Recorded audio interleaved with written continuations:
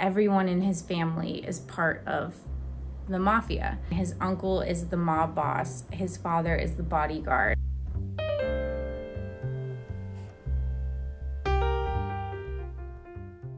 Welcome to another episode of Well Read with Ashley, book reviews for winos. For our book review today, I chose the Songbook of Benny Lament by author Amy Harmon. She is an incredible writer. She is the USA Today bestselling author, New York Times bestselling author, and Wall Street Journal bestselling author. A lot of people are categorizing this book as historical fiction. While it is that, it brings up a lot of really intense topics like race and politics, violence and sexism that are totally prevalent in today's society. It feels weird to place it into a box. I guess if you need a broad sense of the term, it is historical fiction with a love story. Let me take you on a journey. We are going to New York in 1960, where we meet 29-year-old Harlem-born Sicilian singer-songwriter Benny Lament. You could say he's the quintessential piano man. He also so happens to be the nephew of New York Italian mob boss Salvatore Vitali. Say hello to my little friend! Benny's father is also the bodyguard of Salvatore Vitali. He got that job because he married Salvatore's sister, but also because his father used to have a very famous career as a boxing champion. These family tree things always get a little confusing. Basically, Benny comes from a family that's like very elite and famous, but through crime. I think it goes without saying that as a young kid, Benny sees a lot of horrific things. He discovers this love for music and that he can write songs about anything. Music is his escape. He just vows that he's never going to be pledging his life like the rest of the people in his family to the mafia, because he sees that family ties and family loyalty can create a horrible heartache. As an adult, Benny achieves a brilliant career as a singer-songwriter. He has a lot of hit songs under his belt. All of this he achieves while avoiding being in the limelight, and he kind of just wants to be under the radar. He really doesn't want any attention on himself. Benny can thank his old man, is that what they used to say back in the day, for introducing him to the woman who is about to change his life in a truly pivotal way, because it's his dad who convinces him to go to the local nightclub to hear this girl sing. To say that Esther's powerhouse voice strikes a chord with Benny would literally be an understatement. They just feel this pull towards each other, and they're both just trying to deny this instant attraction that they have. Esther has the voice of a superstar. Even though I can't hear the music through the book, I can imagine it. That's how good her voice is. But her music group, Minefield, is having some challenges breaking into the music industry. Esther and all the other members of Minefield are Black. During the height of the civil rights movement and the race relation struggles of the 1960s, their journey to fame in the music industry was fraught with racial injustice. The character of Esther comes from a very poor upbringing. Despite carrying like the weight of the world on her shoulders, she's absolutely determined to make her dream come true. Because of Benny's reputation within the realm of music, she's convinced that he is the answer to the problem. If she can get him to manage them, that they can achieve fame and success. She's not gonna take no for an answer. She's gonna convince Benny he's gotta be their manager. Initially, the character of Benny seems hesitant to manage Minefield. It's only when he sees how unfairly that they're being treated that he guesses a lot of this has to do with racial issues of the time. So we've already talked about how Esther and Benny have this amazing chemistry, but when they accidentally write a song together and then perform it, the crowd absolutely goes insane. They become an overnight sensation. When their friendship grows deeper, they have to decide if they're going to face the music. Can they overcome the obstacles and deep racism and blur the lines of what a lot of people perceive to be right versus wrong?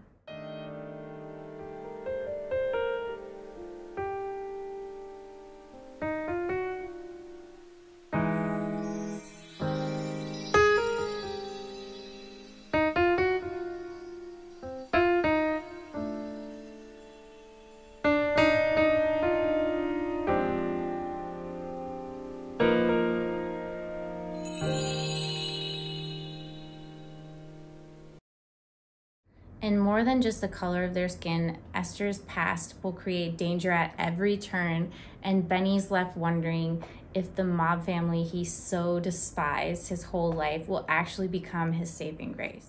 There are plenty of real-life characters in the Songbook of Benny Lamont. A lot of them are fictitious as well, including Benny Lamont and Esther Mine and Minefield itself, but they were so fully dimensional, realistic, just attention grabbing. I often found myself like thinking, oh, I'll just go on YouTube and look up a Minefield song and then I can listen to them. I constantly felt like I was a spectator. I was in the corner of a dark nightclub and there's cigarette smoke permeating the air. Another thing that I particularly liked about the way the book was written, a lot of it was done in a 1969 radio show interview that Benny Lamont does. He's answering questions from the radio host, reflecting on his career with Minefield and his relationship with Esther Mine. This was a really cool way of telling the story and then also making the flashbacks just flow together effortlessly. One of the things that was very clear was that Amy Harmon had meticulously researched everything. She gives a lot of respect for the very sensitive topics that are in this book. She also didn't sugarcoat it. She didn't whitewash it, which is so important.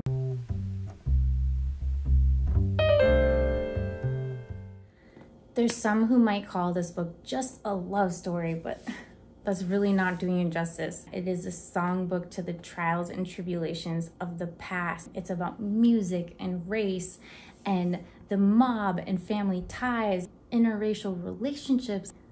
There's even a twist that I haven't even mentioned because I didn't want to give it away. It's something you're not even expecting. It's just like this gorgeous piece of sheet music. On my 1 to 5 star rating, I'm giving it 5 stars, which I never do. 5 stars. Please give it a try. It's truly like mind-blowingly good. Alrighty, y'all, we're down to the last part of the review, which is wine time, which is our favorite time. Hurrah. You guys, before I review this fabulous wine, I just want to say, get yourself one of these handy dandy, I don't know what it's called. It's like a wine aerator. But for real, when you pour it out, like the wine tastes so, I'm not even sponsored by these people, but if you want to sponsor me, because I'm not shitting you. This thing makes wine taste so much better. Anything from like $2 chuck to like $100 bottle of wine. It aerates the wine, it makes the air come in, so the flavors and the smells just like come out times 10.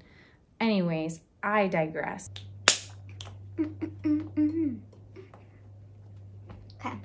Without further ado, the wine I picked for this book, well, as always, the label usually speaks for itself. How could I deny something labeled lyric and not pair it with this musical composition of a story? I'm always gonna be a label drinker, a label reader. Sorry. Hashtag sorry not sorry. I know, I couldn't help it. You know, lyric just pairs so well with my book. This is a 2008, not a 2008. If it was a 2008, it would be like $2,000. This is a 2018 Pinot Noir from Santa Barbara County. Just a little bit about the color. As you can see, it's kind of dark for a Pinot Noir, almost like a dahlia. A little bit heavier too. It has a lot of fleshy undertones. I sound so pretentious. It has a lot of great smells, actually. Really get your nose right in there, really. Obviously, I was expecting the raspberry, the strawberry, those ruby red fruits. It has some juicy acidity. We're getting some smoke. Baking spice like cardamom, allspice, cinnamon. It's silky and the tannins are subtle. It has a very like light kiss of oak to it. From what I read, Etude, which Lyric is part of, they do an open fermentation process where they leave the skins on the grapes for quite a bit of time, aging them in French oak barrels. So that's where we get that little bit of oak, that like nutty Coca-Cola taste. Very subtle. I don't want you to think it's like disgusting. No, it's quite tasty. It gives the Pinot Noir a little bit more substance when a lot of times I found Pinot Noirs to be lacking.